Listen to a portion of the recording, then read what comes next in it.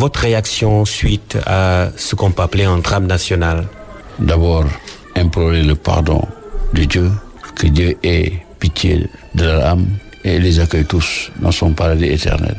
Également, exprimer notre peine, notre douleur face à ce qui apparaît être une tragédie aujourd'hui. Le président de la République l'a bien compris d'ailleurs, du reste, en décidant de décréter un deuil national de 3 jours à compter de mardi prochain. J'ai eu la chance, alors que j'étais ici, le Premier ministre m'appelle pour que le décret soit préparé. Le décret est déjà préparé et sera effectif à partir de mardi prochain.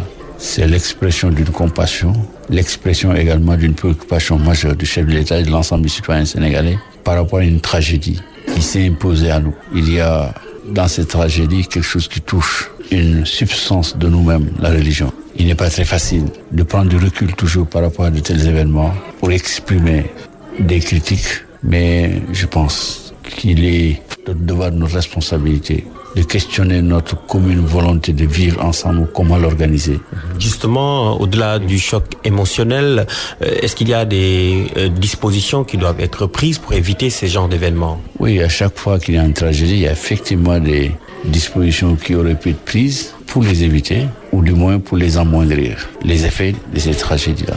Mais également, quelque part, nous sommes des croyants et nous avons une foi. Et d'ailleurs, ces personnes étaient parties à la quête de Dieu, à la quête de quelque chose d'intouchable, quelque chose d'infini. Et ça, dans des circonstances pareilles, on ne peut pas non plus se laisser guider par une rationalité extrême.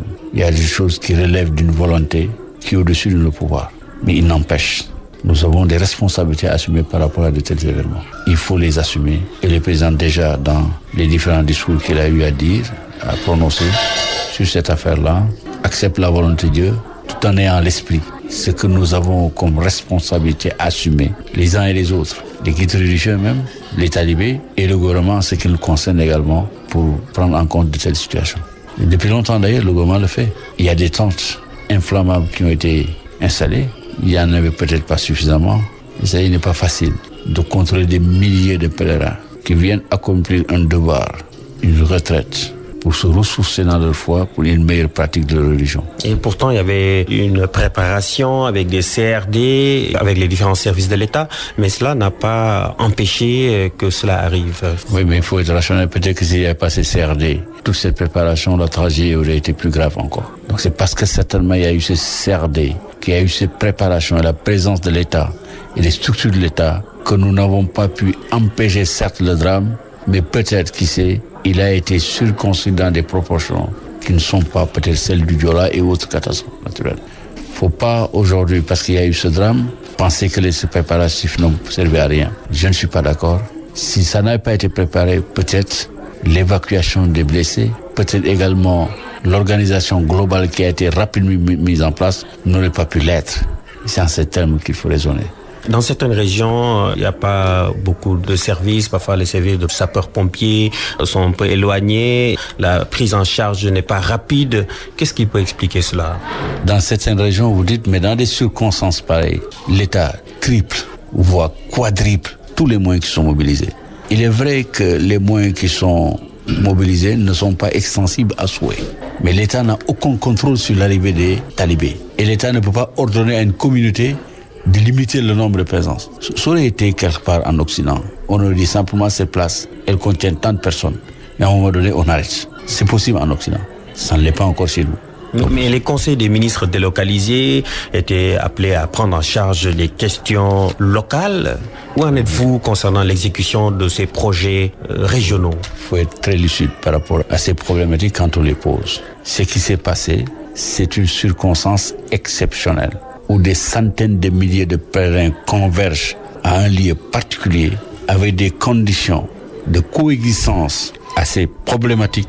Ça n'a absolument rien à voir et aucun rapport avec les différents investissements qui sont prévus dans les différentes régions du pays. Les hôpitaux. Il ne faut pas, absolument pas du tout, faire de l'amalgame de ce point de vue-là. Le retard que nous avons sur le plan sanitaire, c'est un retard qui date de plus de 50 ans, 57 ans. Ce n'est pas en 5 ans qu'il faille s'attendre à ce que le déficit soit résorbé. Aujourd'hui, nous avons un hôpital à Sédhiou en chantier, un hôpital régional de niveau 3 en chantier à Kolda, nous en avons à Touba. Aujourd'hui, dans les centres urbains, à peu de plus de 20 000 habitants, il y a un hôpital de niveau 3 et il y a des districts sanitaires. Aujourd'hui, l'État est en train de construire des plateformes mobiles à travers le territoire national. Vous avez les ambulances qui ont défilé pendant l'indépendance. Ça veut dire que si vous allez à Tambacounda, non seulement l'hôpital régional de Tambacounda, son niveau a été relevé, Kolda en aura un, Sédhiou en aura un, mais mieux, il y a une plateforme médicale qui sera modulée et circulaire sur l'ensemble du territoire de la région. Mais à Tambacounda, le plateau médical n'a pas permis de prendre en charge les blessés au Dakar. Oui, bien sûr. Ils ont été évacués à Dakar. Mais écoutez, c'est évident, quand un niveau de brûlure tel, il n'y a que les hôpitaux de Dakar qui sont équipés. Vous savez, c'est ça que je vous expliquais tout à l'heure. Personne n'a la prétention de dire que nos hôpitaux sont équipés à 100% pour faire face à toutes les pathologies, même Dakar. Il y a des pathologies qu'on ne peut pas soigner à Dakar. Vous êtes obligé de partir à l'étranger. C'est ça, la réalité d'un pays sous-développé. Aurait-on fini de faire tous les équipements sanitaires, on n'aurait pas besoin aujourd'hui d'envoyer quelqu'un à l'extérieur. Mais parce qu'on n'a pas fini. Ceux qui étaient là avant ont construit ce qu'ils pouvaient construire, qui étaient dans la mesure de leurs possibilités, des moyens qui étaient disponibles à part de l'État. Ceux qui viennent vont continuer la tâche. Je suis certain que ceux qui auront la chance de vivre au Sénégal pour les 20 ans à venir ou les 30 ans à venir, l'équipement sanitaire de ce jour ne sera plus comme ça a été.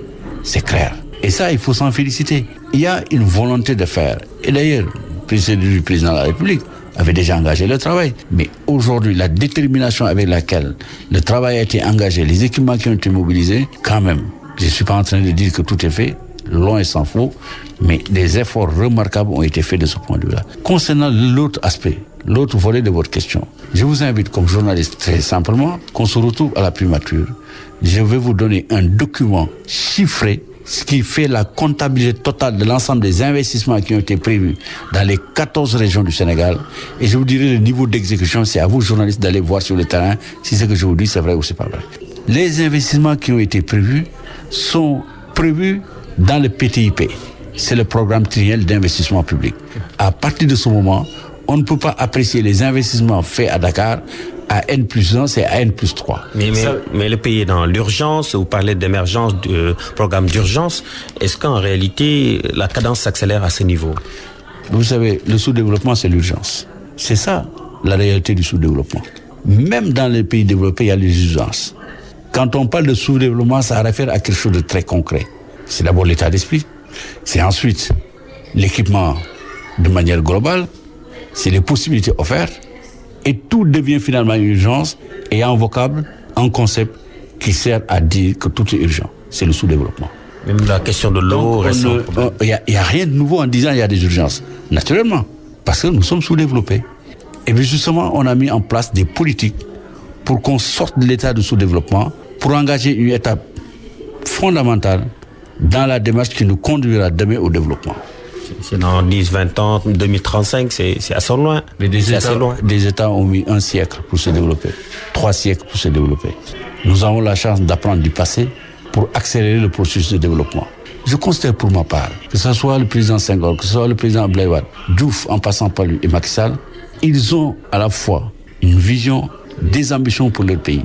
Maintenant, on peut diverger sur les manières d'y aller. Mais l'objectif, il est commun à tous.